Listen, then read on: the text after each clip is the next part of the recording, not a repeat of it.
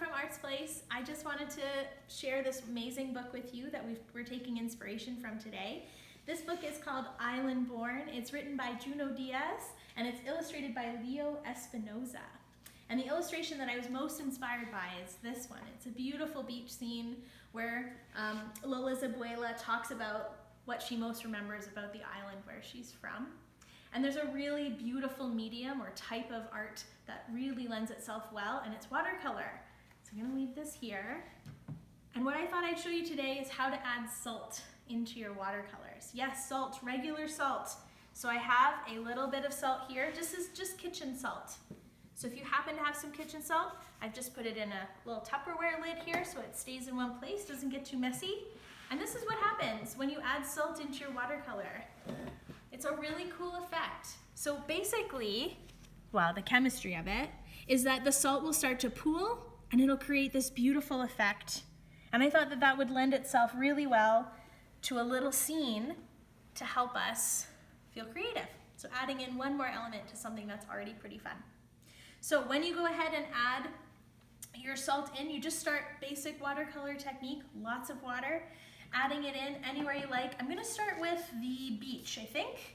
So I'm gonna start with just a little bit of ocean and water, lots and lots of water. So you can see that I'm always taking my brush into the water, bit of paint, and I'm actually putting it on my palette, which is pretty important. This actually also allows me to mix colors, which I'm gonna do right now. I'm gonna take a bit of dark blue, I'm gonna mix it in. So now I'm using this plastic piece as a palette so I can mix up more colors, and I'm adding more water, super important. So here I go. I'm gonna start to make a bit of an ocean. I'm gonna add in more color as I need to. And when I feel like I'm ready, adding lots of water, can't stress that enough, lots and lots of water. When I feel like I'm ready, I'm gonna add in my salt. So I'm adding a little touch of color here, spreading my water all over my page, and I'm making this little oceany shape.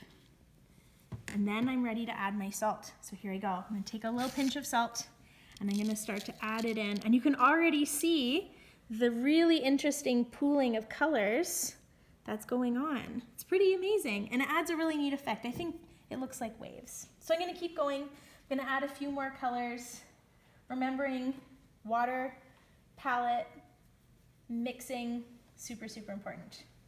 So here I go. I'm gonna add on, this is gonna be a little wave. Add some, like the waves are curling under, inspired by my illustration by Leo Espinoza. And again, lots and lots of water. The more water, the better. You can see I'm actually going right into my water cup. Then I'm going right onto my paper to add more water. Then, time for salt. I'm gonna add this in, sprinkle, sprinkle, sprinkle. Using nice delicate fingers for my friends who are 3 and under. And now I let it pool. And you can see that I'm actually leaving the salt on there. And I'm gonna leave it on there to the very, very end until it's dry. Once I'm done my painting, I'm actually ready to tip off the salt. So here's a quick one I did earlier. A little bit rough, but here we are. And now I'm ready to dump out the salt. So I'm gonna dump it out onto the table. And most of it comes off and some of it stays stuck. Once this is fully dry, this has been left overnight to dry, I'm just gonna wipe some of the salt away. Almost all of it. Just quickly dump it off so that it's easy to clean. And then my picture is done and you can start to see all the effects that the salt has